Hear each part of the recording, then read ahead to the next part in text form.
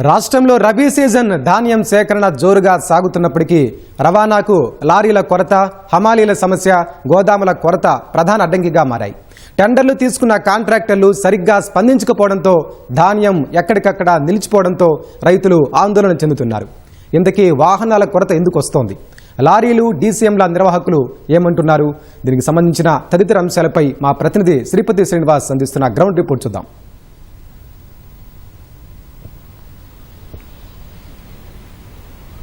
వెంకటేష్, రైతన్న తమ పండించినటువంటి పంటను కన్న బిడ్డల కంటికి రెప్పలా కాపాడుకుంటారు. ఇటువంటి సమయంలో అకాల వర్షాలు వస్తే ఆ బాధ వర్ణనాతీతం.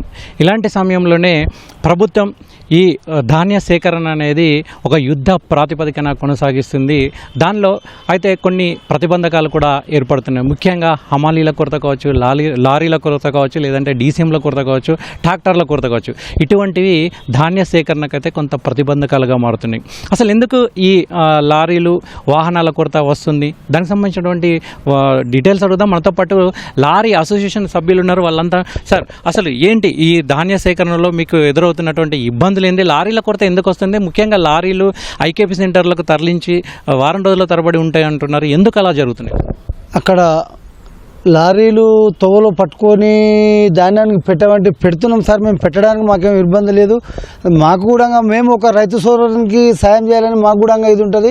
రైతుకు కావాలని మేము కూడా పెడుతున్నాం. కానీ వారం రోజులు 10 రోజులు అక్కడ వండే వరకల్లా ఉన్న డ్రైవర్ ఇడిచిపెట్టిపోతుంది సార్. లోడుకు ఎక్కడ వెళ్ళమన్నా తోవలో బండ్లు పట్టుకొని గుంజుకపోతున్నారు. డ్రైవర్ మీద దౌర్జన్యం చేసి గుంజుకపోతున్నారు. డ్రైవరు సరే పెట్టిపో అని చెప్పి మేము చెప్తే 4 రోజులు 5 రోజులు అయింది సార్. ఇప్పటికీ లారీ లోడ్ నింపుకొని నల్గొండ పంపించారు. ఏడికి పంపించారో తెలియదు. 5 రోజులకెళ్ళి లోడ్ బండి అన్లోడ్ కాక డ్రైవర్ ఆల్రెడీ ఇడిచిపెట్టి ఇంటికి వెళ్ళిపోయిండు. బండి అక్కడ ఇడిచిపెట్టి ఇప్పుడు ఫోన్ చేస్తారు బండి కావాలని. బండి ఇప్పుడు డ్రైవర్ ఎవరు పోవాలాడికి? ఏ డ్రైవర్ కూడా ఆ డ్రైవర్ ఫోన్ లేపుతలేడు. అసలైన లారీల ప్రాబ్లం ఇదే సార్. నీకు ఎవ్వరు ఐక్యపోలకు పెట్టడానికి మేము రెడీ ఉన్నాం సార్. రైతుకు పెట్టడానికి రెడీగా ఉన్నాం. కానీ మాకు కొంచెం తక్లీఫ్ గిది సార్. ఇంకొకటి, ఈ ధాన్యము టన్నేజ్ వస్తే సార్, ఈ ధాన్యం బాగలేకపోతే మేము లారీలో మేము చేయలేము కదా సార్. మేము పండించిన పంట కాదు, మేము చేసింది కాదు. లారీ ఒక 35 టన్నులు లోడ్ నింపుకొని వస్తే 35 టన్నుల ఈ ధాన్యం బాగలేదని 10 రైస్ మిల్లు తిప్పుతారు. 10 రైస్ మిల్లు తిప్పిన తర్వాత ఒక రైస్ మిల్ మేము సంచికి 50 కిలోలు తక్కువ చేస్తే, 20 కిలోలు తక్కువ చేస్తే మేము దించుకుంటామని చెప్తారు. ఆ 20 కిలోలు తక్కువ చేస్తే దానికి 5 టన్నులు 6 టన్నుల ధాన్యం అవుతుంది. 5-6 టన్నుల ధాన్యము రైతు దగ్గర కట్ చేస్తారు. ఇటు లారీ దగ్గర కూడా కిరాయి కట్ చేస్తారు సార్. లారీలో 5 టన్నులు మేము ఎత్తుకొచ్చేది బరాబరే, మోసుకొచ్చేది బరాబరే. అది ఖాళీ కాకపోతే ఒక 4 రైస్ మిల్లు తిరుగుతున్నాం. మేమే లాస్ పెట్టుకొని మళ్ళీ మమ్మల్ని కిరాయి కూడా కట్ చేస్తారు సార్. అందులో వీళ్ళు ఆ కిరాయి కట్ చేస్తే సరైన న్యాయం కాదు. అందరికీ ముందుగా ఈ టీవీ మమ్మల్ని చూపించినందుకు ఈ టీవీకి నమస్కారం.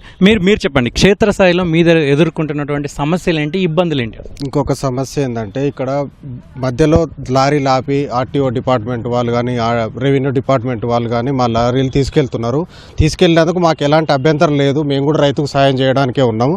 కానీ అక్కడ ఎదుర్కొంటున్న సమస్య ఏంటంటే, మేము ఇక్కడ నుంచి వేరే అవసరాల రీత్యా, వేరే లోడ్ రీత్యా లారీలు పంపిస్తున్నాం. మేము అక్కడ ఇచ్చిన కమిట్మెంట్ మిస్ అవుతుంది. ఇంకొకటి ఏమవుతుందంటే, అక్కడికి వెళ్ళినాక ఆ లోడు నింపే క్రమంలో కానీ ఎవరు పట్టించుకోకపోవడం, నింపినాక ఆ ఊర్లలో వైర్లు తగులుతున్నాయి. నిన్న ఒక సంఘటన జరిగింది. మా తెలిసిన సోదరుని డ్రైవర్ని పట్టుకొని అక్కడ వైర్లు ఏదో డ్యామేజ్ అయినాయి అని చెప్పి కొట్టడం జరిగింది. అక్కడ మా ఏరియా కానీ అక్కడ వైర్లు తగులుతాయి, ఆ డైమెన్షన్స్ ఏముంది అనేది చూసుకోవాల్సిన బాధ్యత అక్కడ రైతులది కానీ, అక్కడ కాంట్రాక్టర్ది కానీ, లేదంటే ఆ యొక్క రెవెన్యూ డిపార్ట్మెంట్ వాళ్ళకు ఉంటుంది. అట్లా తీసుకొని మాకు అట్లా ఇబ్బంది పెట్టడం వల్ల మా డ్రైవర్లు ఎవరు కూడా సపోర్ట్ చేయలేకపోతున్నారు. ఇది కూడా ఒక కారణం. దీన్ని కొద్దిగా గమనించగలరని. మీరు చెప్పండి, లారీ అసోసియేషన్ అధ్యక్షులుగా మీరు చాలా కాలంగా పనిచేస్తున్నారు. ఈ ధాన్య సేకరణ కూడా ప్రతి ఏటా కొనసాగుతుంది. అసలు ఎందుకు ఈ ఇబ్బందులు వస్తున్నాయి? ప్రతి ఏటా కూడా కాంట్రాక్టర్లు వాటికి సంబంధించిన లారీలను సమకూరుస్తుంటారు. అసలు లారీలు సమకూర్చిన వాళ్ళు వాటిని సకాలంలో అందజేస్తున్నారా లేరా? మీ లారీలను ఎందుకు తీసుకెళ్లాల్సి వస్తుంది? ముఖ్యంగా ఈటీవీ తెలంగాణకు ధన్యవాదాలు తెలియజేస్తా ఉన్నాం. తెలంగాణ లారీ ఓనర్స్ అసోసియేషన్ తరఫున ప్రధానంగా మేమేదైతే ఎదుర్కొంటున్నామో సమస్యలు, అదేవిధంగా రైతులతో కంబైన్డ్గా ఎదుర్కొన్న సమస్యలను వెలుగులోకి తీసుకురావడానికి చేస్తున్న ప్రయత్నానికి మళ్ళొక్కసారి చేతులైతే నమస్కరిస్తున్నాం. ప్రధానంగా మీరు అడిగిన సమస్య ఎందుకు వస్తుంది ఈ సమస్య ప్రతి ఏటా అంటే, మీ కళ్ళ ముందు ఉన్నది, నేను 2021 నుంచి ప్రతి సంవత్సరం 2 సీజన్లు ఖరీఫ్ అండ్ రబీ వచ్చే సందర్భానికి ఒక 2 నెలల ముందుగానే గౌరవ సివిల్ సప్లై కమిషనర్ గారికి అలాగే దానికి సంబంధించిన మంత్రివర్యులకు రిప్రజెంటేషన్స్ ఇస్తూ ఉంటాం.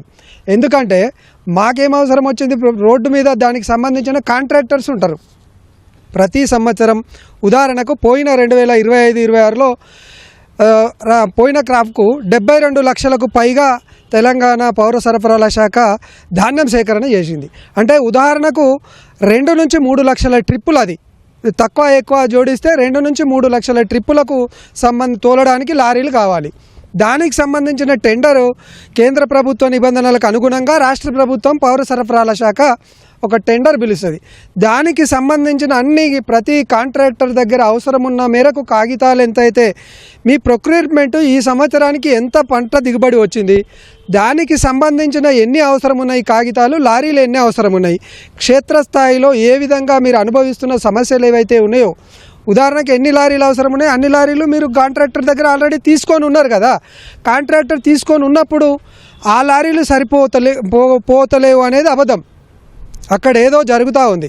కాంట్రాక్టర్ లారీలు మీకు సమకూర్చలేకపోతేనా, ఎందుకు సమకూర్చుతలేడనే కారణాలు మీరు విశ్లేషించుకోవాలి. ప్రభుత్వ అధికారులు, క్షేత్రస్థాయిలో ఉన్న అధికారులు దాని మీద ప్రతి సంవత్సరము చేస్తూ ఉంటారు, సమీక్ష జరపాలి, ఎక్కడ లోటు జరుగుతుందో దాన్ని వెతకాలి, ఆ బ్లాక్ స్పాట్స్ అన్నీ మూసేయాలి. అలా కాకుండా రవాణా శాఖ, అలాగే రెవెన్యూ, సివిల్ సప్లై, పోలీస్ శాఖ ఇంతమంది రోడ్డు మీద టెంట్లు వేసుకొని మేము ఇతర అవసరాలకు మన రాష్ట్రం లారీలే కాకుండా ఇతర రాష్ట్రాల లారీలను ఆపిన సందర్భంలో పరువు పోతూ ఉంది. మన తెలంగాణ రాష్ట్రాన్ని పరువు పోతూ ఉంది. ఎందుకంటే వాళ్ళు ఆల్రెడీ ఎంగేజ్ అయి ఉంటారు. ఇతర రాష్ట్రాల లారీలు ఇక్కడ ఎక్కడో, ఉదాహరణకు హైదరాబాద్లో ఖాళీ చేస్తుంది లారీ, ఏదో రాజస్థాన్కి వెళ్ళొచ్చి గుజరాత్కి వెళ్ళొచ్చి ఆ లారీ ఖాళీ చేసి బహుశా రాజస్థాన్ వాళ్ళు ఖమ్మంలో ఏదో లోడ్ ఎత్తుకోవడానికి ఎంటీ వెళ్తూ ఉంటే మన అధికారులు రైతుల పేరు చెప్పి కొంతమంది అక్కడ రోడ్ల మీద ఉండి దౌర్జన్యంగా, అంటే ఈ పదం వాడొచ్చో లేదో తెలియదు కానీ బలవంతం చేసి దౌర్జన్యంగా లారీని అటు మళ్ళిస్తూ ఉన్నారు. లారీకి యజమాని అనుమతి లేకుండా, డ్రైవర్కి ఇష్టం లేకుండా లారీని అటు మలపడం వలన అక్కడ క్షేత్రస్థాయిలో జరుగుతున్న సమస్య ఏంది, ఐకేపీ సెంటర్స్ ఏవైతే ఉన్నారో నిర్వాహకులు వాళ్ళు రైతు ధాన్యాన్ని నింపేస్తారు, చేతులు దులుపుకుంటారు. అక్కడి నుంచి డ్రైవరు ఆ రైస్ మిల్లా, ఆ గోడౌన ఎక్కడికి నిర్దేశించిన స్థలానికి తీసుకెళ్ళిన తర్వాత ఆ రైస్ మిల్ యజమాని ఏం చెప్తా ఉన్నాడు, ప్రస్తుత రైస్ మిల్ల పరిస్థితి తెలంగాణలో పోయిన ప్రభుత్వంలో కానీ ఈ ప్రభుత్వంలో వచ్చిన కొత్తలో ఉన్న రైస్ మిల్స్కు ఇప్పుడున్న ప్రజెంట్ నడుస్తున్న రైస్ మిల్లకు 40% తగ్గిపోయినాయి అనేది వార్త.